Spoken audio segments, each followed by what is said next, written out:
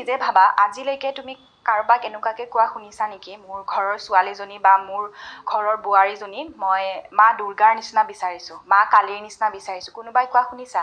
চবকে লাগে মা লক্ষ্মী মোৰ ছোৱালীজনী একদম মোৰ এজনী লক্ষ্মী জন্ম পাইছে মোৰ বোৱাৰীজনী লক্ষ্মী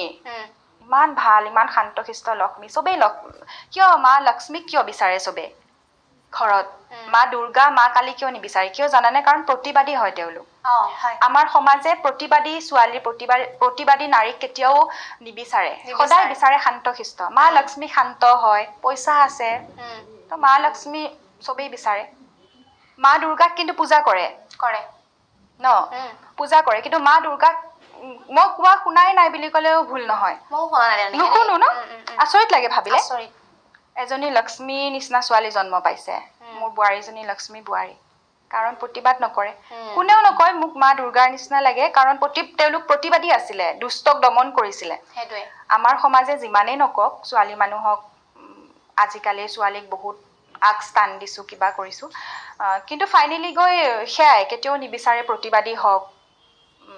বা কিবা এটা ভুল মুখ চোকা